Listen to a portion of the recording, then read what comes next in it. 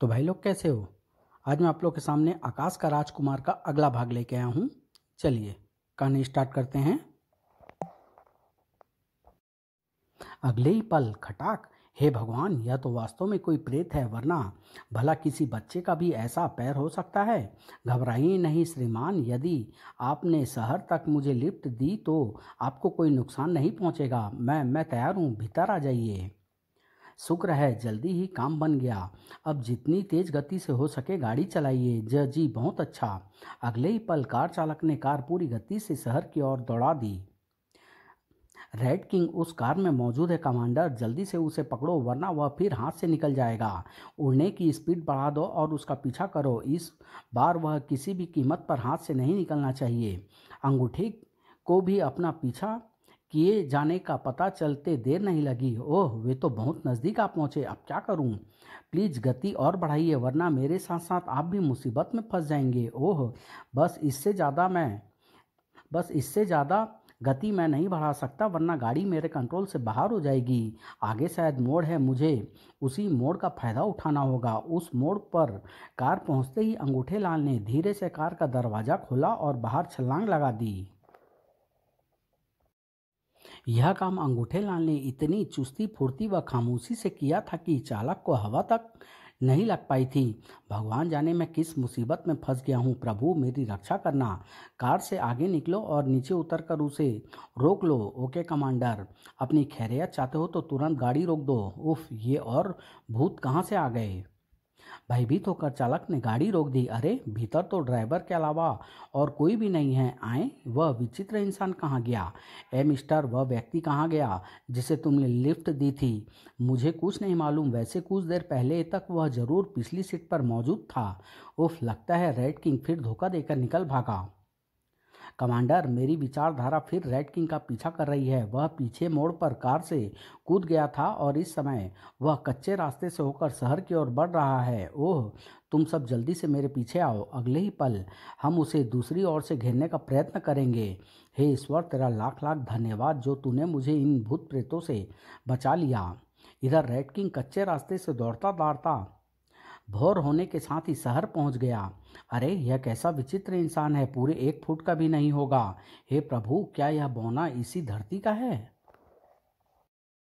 Computer यानी iron x की मदद से अंगूठे लाल का पीछा करते हुए कमांडर और उसके साथी भी शहर पहुंचे। कमांडर, वह जो 1 फुटा बौना भागा जा रहा है वही रेड किंग है। देख क्या रहे हो, पकड़ो उसे। रेड किंग, रुक जाओ, अब तुम हमारे हाथों से बचकर नहीं निकल सकते। अरे बाप रे, ये यहाँ तक आ पहुँचे।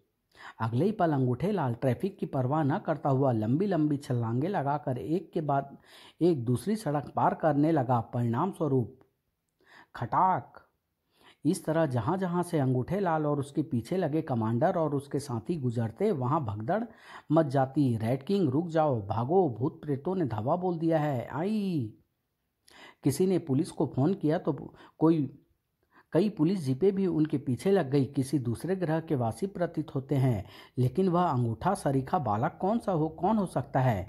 भगवान जाने। ड्राइवर, गति बढ़ाओ, उन्हें हर सूरत में पकड़ना ही होगा वरना जनजीवन छिन्न भिन्न हो जाएगा। जी साहब। इधर अंगूठे लाल भागता भागता जैसे ही एक गली में घुसा उसे आगे से बंद देखकर बुरी तरह से बौखला उठा। उफ, अब क्या करूं? लेकिन अगले ही पल उसका कद बड़ी तेजी से बढ़ने लगा। हे भगवान, यह मैं क्या देख रहा हूँ? उई माँ, वह तो तार की तरह लंबा होता जा रहा है। देखते ही देखते अंगूठे लाल 200 फुट से भी अधिक लंबा हो गया। बाप रे! एक डग भरते ही वह सामने वाली इमारत के छत पर था। फ्लाइंग स्विच दबाओ जल्दी, वरना वह हाथ से निकल जाएगा। इधर कमांडर और उसके साथी फ्लाइंग स्विच दबाकर उड़े। उधर अंगूठे लाल दूसरा डग भरकर दूसरी ओर उतर गया। अब तो उनसे बचने का एक ही उपाय है कि इस लोहे के कूड़ेदान में शरण ले ली जाए, तब उनका आयरन एक्स भी मुझे नहीं ढूंढ पाएगा। अगले ही पल सौभाग्य से उस कूड़ेदान का ढक्कन भी था जो पेचों के सहारे उसके साथ ही लटक रहा था। अंगूठेलाल ने वह ढक्कन ऊपर कर लिया। बस अब मैं पूरी तरह सुरक्षित हूँ। तभी कमांडर और उसके साथी उड़ते हुए वहां आ पहुंचे, लेकिन अंगूठेलाल उन्हें दूर दूर तक कहीं दिखाई नहीं दिया। ओह, पता नहीं इतनी जल्दी वह कहाँ गायब हो गया। मिस्टर आयरन एक्स, कृपया रेड किंग की पोजीशन बताइए।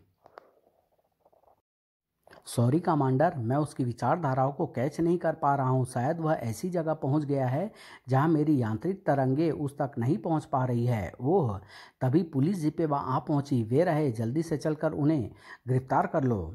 मिस्टर आयरन एक्स, यहाँ की पुलिस फोर्स हमें पकड़ने आ रही है। अब हमें क्या करना चाहिए? इन लोगों से उलझना ठीक नहीं होगा। वापस लौट चलो। कमांडर को आयरन एक्स की राय ही ठीक लगी और ओह, वे लोग फिर से हाथ से निकल गए। चले गए, चलो जान छूटी। जब पुलिस दल भी वहां से हट गया तो वह कूड़ेदान से बाहर निकला और फुदकता हुआ एक तरफ चल पड़ा। अब सिर छुपाने की कोई जगह तलाश करनी होगी तथा पेट भरने के लिए थोड़ा भोजन। इधर कमांडर और उसके साथी अपने यान में पहुंचे। नंबर 2 कंट्रोल रूम में जाकर ऑपरेटर से कहो कि वह महामहिम से कांटेक्ट करे। मैं उनसे बात करना चाहता हूँ। Okay commander. पृथ्वी से हजारों लाखों प्रकाश वर्ष दूर शनि ग्रह के निकट एक ग्रह था, ब्लैक स्टार, जो विज्ञान एवं अन्य क्षेत्र में पृथ्वी से सैकड़ों वर्ष आगे था। उस वैज्ञानिक दुनिया का राजा व्हाइट किंग। महामहिम, स्टेशन 0 से संदेश आया है कि ऑपरेशन रेड किंग के इंचार्ज कमांडर सोजू आपसे इसी समय बात करना चाहते हैं। ओह ठीक है, तुम जाओ, हम अभी स्टेशन पहुंचते हैं। अपनी विशेष आधुनिक गाड़ी द्वारा व्हाइट किंग स्टेशन 0 पहुंचा। शीघ्र ही स्टेशन 0 के भीतर, यस कमांडर सोजू, मैं किंग बोल रहा हूं, क्या रिपोर्ट है? महामहिम, रेड किंग का पता चल गया है। वह इस समय पृथ्वी ग्रह पर है, पर हम उसे पकड़ पाने में सफल नहीं हो पाए। फिर कमांडर सोजू ने पृथ्वी में पेश होने वाली सारी घटनाओं से राजा को अवगत करा दिया। कृपया अब आप ही आगे के लिए कोई निर्देश दे। मैं कुछ ही समय में तुम्हारे ट्रांसमीटर रूम में पहुंच रहा हूं। बात वहां होगी। दूसरी ओर से कहा गया और आवाज़ आनी बंद हो गई। महामहिम स्वयं यहाँ पधार रहे हैं। चलो ट्रांसपरेशन रूम में चलकर उनका स्वागत करें। उधर ब्लैक स्टार के स्टेशन 0 के वैज्ञानिक उपकरणों सुसज्जित एक कमरे में। क्या आप तैयार हैं महामहिम? हाँ। अगले ही पल मशीन के पास खड़े व्यक्ति ने मशीन पर लगे किसी बटन को दबा दिया। बटन के दबते ही राजा का शरीर छोटे छोटे कणों में विघटित होने लगा और पलक झपकते ही वहां से गायब हो गया। इधर कमांडर सोजू के यान के ट्रांसपरेशन रूम में महामहिम आ गए। शीघ्र ही राजा सशरीर वहां प्रकट हुआ। महामहिम की जय हो। ड्राइंग रूम में चलिए कमांडर सोजू, वहीं चलकर बातें होगी। तुमने संदेश में कहा था कि रेड किंग ने अंगूठे का शरीर धारण कर लिया है और वह किसी गांव में किसी का बेटा बनकर रह रहा है। जी हाँ महामहिम, यह बात बिल्कुल सही है। तो तुम तुरंत एक काम करो, उन कथित माँ बाप को पकड़कर यहाँ ले आओ। फिर देखना रेड किंग किस तरह दौड़ा दौड़ा अपने आप यहाँ आता है। जैसी आज्ञा महामहिम। तुम लोग मेरे साथ आओ, लेकिन ध्यान रहे उन्हें किसी किस्म की तकलीफ नहीं होनी चाहिए। कमांडर सोजू अपने साथियों के साथ रामनाथ के घर पहुंचा। उस समय दोनों पति पत्नी घर में ही थे। अरे तो तुम लोग फिर आ गए? घबराओ नहीं प्रियजनों, हमें आपके बेटे अंगूठेलाल ने ही आपको लीवा लाने के लिए यहाँ भेजा है। हमारे बेटे अंगूठेलाल ने? कहाँ है वह? हमें जल्दी से उनके पास ले चलिए। तो आइए हमारे साथ, वह भी आप दोनों से मिलने के लिए बहुत बेचैन है। रामनाथ और उसकी पत्नी कमांडर सोजू के साथ आकाश मार्ग द्वारा चल पड़े। शीघ्र ही कमांडर सोजू उन्हें लेकर यान में अपने महामहिम के सामने पहुंचा। महामहिम, यही है अंगूठेलाल उर्फ रेड किंग के कथित माँ बाप। बहुत खूब, अब तुम देखो कि रेड किंग कैसे और कितनी जल्दी यहाँ पहुँचता है। हमारा अंगूठेलाल कहाँ है और तुम हमें कहाँ ले आए हो? इसे आप लोग अपना ही घर समझिए श्रीमान, और आपका अंगूठेलाल भी बस आता ही होगा। कमांडर सोजू, अब आप मिस्टर आयरन एक्स को निर्देश दीजिए कि वह रेड किंग के नाम यांत्रिक तरंगों से संदेश भेजे कि उसके कथित माँ बाप हमारे पास हैं, और यदि वह तुरंत ही यहाँ नहीं पहुँचा तो मैं समझ गया महामहिम, उसे सामने लाने के लिए वास्तव में आपने बहुत ही शानदार योजना बनाई है। कमांडर सोजू ने दूसरे कमरे में जाकर मिस्टर आयरन एक्स को अपने महामहिम का आदेश कह सुनाया और आयरन एक्स तुरंत महामहिम के संदेश को यांत्रिक तरंगों द्वारा चारों ओर प्रेषित करने लगा। रेड किंग, तुम जहाँ कहीं भी हो, यह चेतावनी ध्यान से सुनो। यदि तुम तुरंत ही कमांडर सोजू के यान में नहीं पहुँचे तो तुम्हारे कथित माता पिता कलावती और रामनाथ को मौत के घाट उतार दिया जाएगा। वे दोनों ही इस समय हमारे कब्जे में हैं तथा महामहिम भी इस समय पृथ्वी पर आए हुए हैं और हमारे साथ हैं। तुम्हें 8 घंटे का समय दिया जाता है। तुम जहाँ कहीं भी हो तुरंत अपनी मानस तरंगों से सूचित करो कि तुम्हें हमारा संदेश प्राप्त हो गया है या नहीं। नहीं नहीं, मैं अपने प्रिय माँ बाप को हरगिज नहीं मरने दूंगा। मुझे तुम्हारा संदेश मिल गया है मिस्टर आयरन एक्स। मैं जल्द ही यान में पहुँच रहा हूँ, लेकिन ध्यान रहे मेरे माता पिता को जरा भी कष्ट नहीं पहुँचना चाहिए, वरना तुम सब पछताओगे। विचारों से संदेश देने के साथ ही अंगूठे लाल खाना छोड़कर उठा और होटल से बाहर निकलकर पूरी शक्ति से गांव की ओर दौड़ पड़ा। अरे पकड़ो पकड़ो, उसे बिना पैसे दिए ही भाग रहा है। अरे उस विचित्र बालक को अचानक क्या हुआ, पता नहीं, शायद पागल हो गया लगता है। मुबारक हो कमांडर, रेड किंग को हमारा संदेश मिल गया है। वह शीघ्र ही यहाँ पहुँच रहा है, लेकिन उसने चेतावनी दी है कि उसके मुंह बोले माँ बाप को कोई कष्ट नहीं पहुँचना चाहिए। गुड, महामहिम की योजना सफल हुई। चलकर उन्हें यह खुशखबरी देता हूँ। महामहिम की जय हो। महाराज, आपकी योजना सफल हुई। रेड किंग कुछ ही घंटों में यहाँ पहुँचने वाला है। शाबाश। आप लोग बताते क्यों नहीं कि हमारा अंगूठे कहाँ हैं, और आप लोग बार बार अंगूठे को रेड किंग कहकर क्यों पुकार रहे हैं? क्या संबंध है आप लोगों का उससे? थोड़ा सा धैर्य और रखें श्रीमान, आपके अंगूठे के यहाँ पहुँचते ही आपको सब कुछ मालूम हो जाएगा। लगभग 4 घंटे पश्चात। महामहिम की जय हो। महाराज, रेड किंग यान में आ चुके हैं। ओह, तुरंत उसे हमारे सामने लाओ। कुछ ही देर में सैनिक आकर अंगूठे लाल को वहां ले आया। अंगूठे, मेरा बेटा, मेरा लाल। माँ बापू एक दूसरे से गले मिलने के बाद, तुम दोनों ठीक तो हो ना माँ बापू? हम तो ठीक है बेटे, लेकिन ये लोग कौन है, तुम्हारे पीछे क्यों पड़े हैं और हमें यहाँ क्यों पकड़ लाए हैं?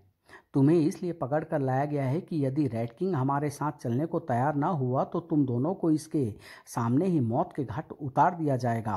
पिताजी, यदि इन दोनों को कुछ हुआ तो याद रखिए मुझे भी आप कभी नहीं पा सकेंगे। पिताजी, मैं अपने शरीर को जला डालूंगा और मेरी आत्मा हमेशा हमेशा के लिए आपसे दूर हो जाएगी। नहीं नहीं बेटा, ऐसा मत कहो। यदि तुम्हें कुछ हो गया तो मैं भी जिंदा नहीं रह सकूंगा। मेरे साथ घर चलो बेटा, तुम जैसा कहोगे मैं वैसा ही करूंगा। देखो, तुम्हारे बगैर इतने दिनों में मेरी क्या हालत हो गई।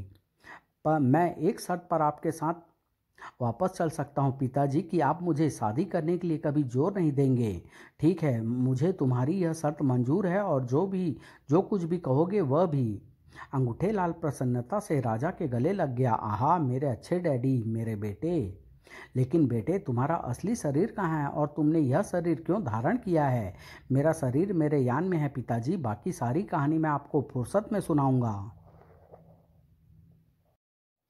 तभी रामनाथ, जिसकी आंखें उनकी बातें सुनकर आश्चर्य से फटी जा रही थी, बोल उठा, बेटा अंगूठे लाल, यह सब क्या चक्कर है? आखिर ये लोग कौन हैं और इनका तुम्हारे साथ क्या संबंध है? तुम इन्हें पिता और यह तुम्हें अपना बेटा क्यों कह रहा है? तुम्हारा कौन सा शरीर यान में रखा हुआ है?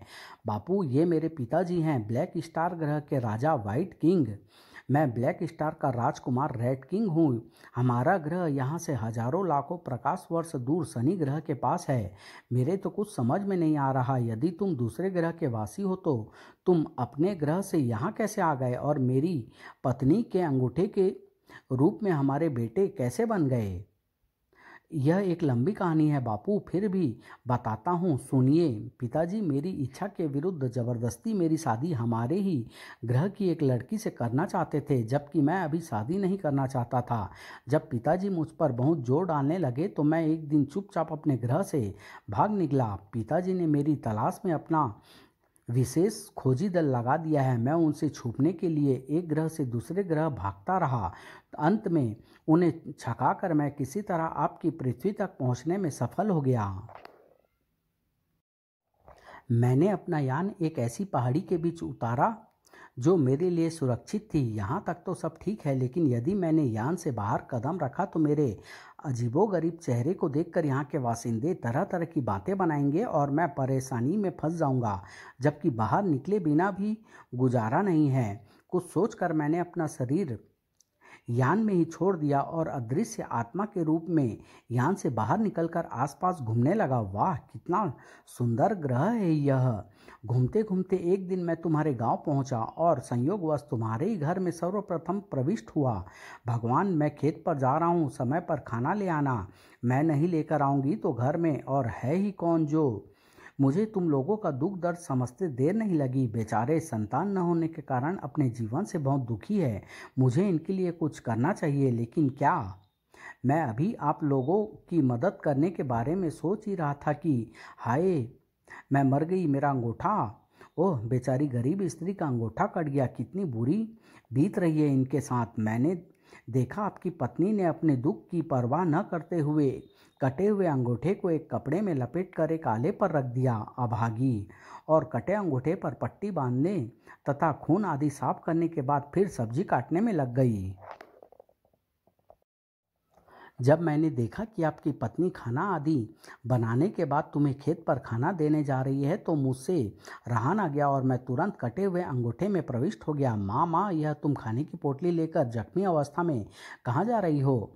और इस तरह मैं आप लोगों का बेटा अंगूठे लाल बन गया। आगे की कहानी तो आप लोग जानते ही हैं।